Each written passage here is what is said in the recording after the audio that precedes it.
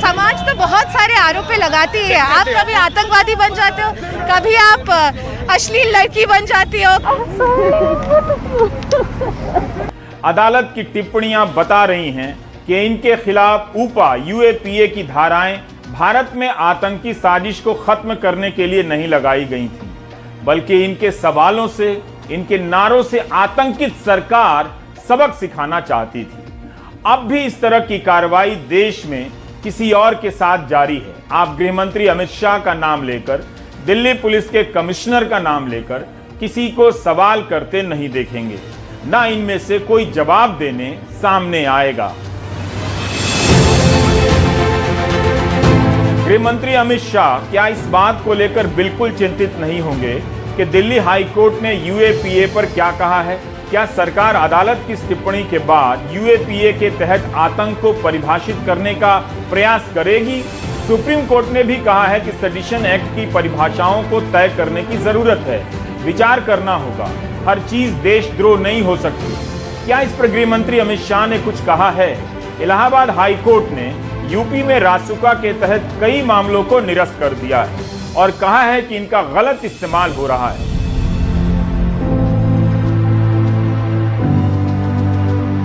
क्या गृह मंत्री अमित शाह बताना चाहेंगे कि उनकी सरकार इन कानूनों के गलत इस्तेमाल के बारे में क्या सोचती है? दरअसल सवाल करने का दिन तो अमित शाह से है, लेकिन पूरी बहस से इस सवाल को गायब कर दिया जाता है। सब कुछ इस तरह से लिखा और बोला जा रहा है जैसे नताशा और देवांगना दिल्ली की सड़कों पर अमलतास के फूल चुन रही थी और बगल के नाराज जामुन के पेड़ ने इन पर यूएपीए की धारा लगा दी। सरकार का कोई हाथ ही नहीं। कानून अपना काम कर रहा है या कानून से कोई अपना काम करवा रहा है? 15 जून को दिल्ली हाई कोर्ट ने आसिफ, नताशा, देवांगना के खिलाफ लगाए गए यूएपीए की धाराओं को लेकर कितनी सख्त बातें की।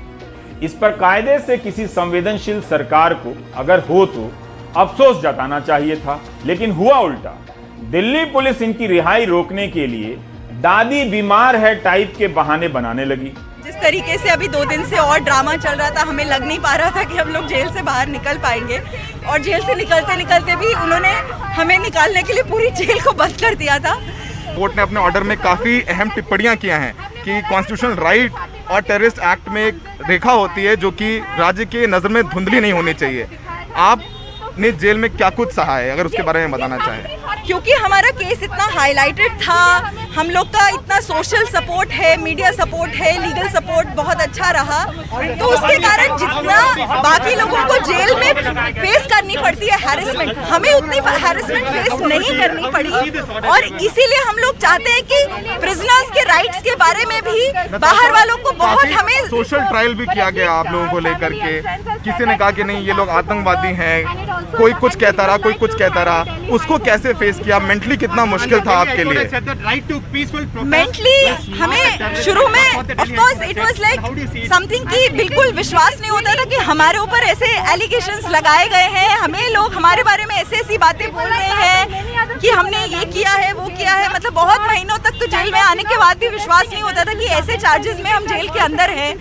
मगर हमें जो बाहर और अंदर भी जो जेल में लोग रहते हैं, जो दिन रात स्ट्रगल करते हैं अपने सर्वाइवल के लिए, उनसे जो हमें सपोर्ट मिलता रहा, जिसको भी हम बताते थे, हर कोई हंसता था हम पे कि तुम झूठ बोल रहे हो, ये हो ही नहीं सकता। दिल्ली पुलिस से बात हो रही थी, उन्होंने कहा कि उनको एक खौफ है कि महावीर जी आपके पिता को आखिर बार नहीं मिल पाई। वो कितना दुख है आपके लिए?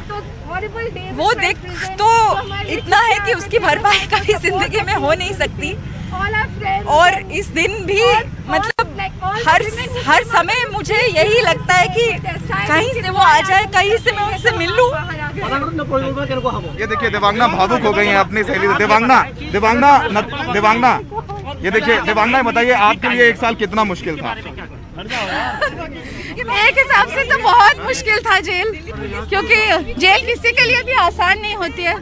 पर ये जरूर बोलना चाहूंगी कि जेल में जो हमारे और बाकी कैदी बंद है, बहुत लोग लंबे लंबे ट्रायल्स जिनका 8 साल हो गए, 9 साल हो गए, ट्रायल्स खत्म नहीं हुआ है, बच्चे बंद है, कोरोना के टाइम कोर्ट्स नहीं चल रहे, बहुत लोग अंदर बंद है, तो उनसे बहुत प्यार मिला था, उसी से हम लोग आगे बढ़ पाए। We also believe what the Delhi High Court has said and we are very grateful to them for upholding what we believed in, कि कोई भी पीसफुल प्रोटेस्ट, कोई भी डेमोक्रेटिक प्रोटेस्ट, कोई भी ऐसा type of dissent is not terrorism, is not, और जो and protest basically specially a protest led by women all across the country, Muslim women all across the country, उस protest को ऐसे विलीफाई करना was a very आखिरी सवाल आपसे, ये तो लीगल ट्रायल चलता रहेगा, लेकिन आप लोगों के अगेंस्ट एक सोशल ट्रायल भी किया गया, मीडिया ट्रायल भी किया गया, उस पर आपका क्या कहना? आपको कोई कह रहे नहीं आतंकवादी गतिविधियां हैं, इन लोगों ने पाकिस्तान से फंडिंग हुई, किसी ने कहा इनको चीन से फंडिंग हुई, किसी ने कहा देशद्रोही है, उस पर आपका क्या कहना है?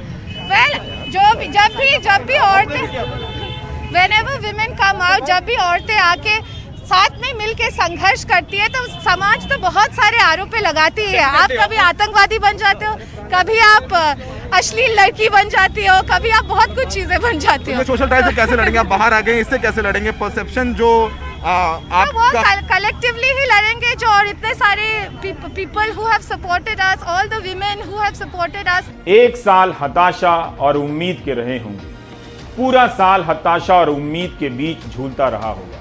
न परिवार पूरी तरह बता सकता है, न जेल में बंद तीनों। राजधानी दिल्ली में इस तरह से लोग गंभीर आरोपों में बंद कर दिए गए। दिल्ली पुलिस की अपनी एक पेशेवर छवि रही है। क्या दिल्ली पुलिस उस छवि को इस हद तक दांव पर लगा सकती है? इतने वर्षों की कमाई गई साख क्या इस तरह से गंवा देगी कि कमजोर सबूतों पर अदालत की फटकार सुनने के बाद भी वह इस आधार पर विरोध करेगी कि आधार नंबर की जांच करनी है? न्यायपालिका पे भरोसा था और मुझे उम्मीद था कि देश का जो लोकतंत्र है वो अभी बाकी है। इस जजमेंट को देखने के बाद ऐसा लगता है कि अभी देश में जो है इंसाफ कहीं ना कहीं जो है वो लोगों को मिल सकता है। हम आज रिहा हो गए हैं और हमारे जो साथी अभी रिहा नहीं हुए हैं उनके लिए आंदोलन जारी रहेगा। CA NRC जो हमारी आइडेंटिटी की लड़ाई थी वो लड़ाई जारी रहेगी, जो हमारी पहचान की लड़ाई थी वो लड़ाई जारी रहेगी। जो आंदोलन हम लोगों ने जामिया मिल्लिया इस्लामिया से शुरू किया था वो आंदोलन जो है कंटिन्यू जारी रहेगा। आसिफ ये बताओ कितना मुश्किल था आपके लिए? जेल तो सारे लोग आए जो जिन्होंने जो है हक के खिलाफ आवाज उठाया वो उनको जेल आना पड़ा, तो जेल का एक्सपीरियंस बहुत अच्छा था। शुरू में जुल्म हुआ, तशद्दुद हुआ, लेकिन हमने उसको बर्दाश्त किया और उसके बाद आपकी उम्र सिर्फ 24 साल थी जब आप जेल गए। आपके ऊपर आरोप लगा कि आप आतंकवादी हो, आपने लोगों के साथ मिलकर के दिल्ली दंगे भड़काए, देश के खिलाफ काम किया। इन आरोपों पर आपका क्या कहना है? आज से नहीं, देखिए आतंकवादी तो जिस दिन हमको उठाया गया उस दिन पहले गाड़ी से ही शुरू हो गया था। आतंकवादी, देशद्रोही, दंगाई, जिहादी, इस तरह के जो अलकाब हैं जो हमें जो है दिया गया, इस तरह के निक नेम जो है हमें दिया गया, हमने उसको एक्सेप्ट किया। क्योंकि इसलिए एक्सेप्ट किया क्योंकि हम है नहीं, अगर होते तो हमें चिढ़ होता। हम तो हक और इंसाफ की लड़ाई लड़ने वाले थे, इसलिए हमने जो है उनकी जो भी एलिगेशन था हम उसको बर्दाश्त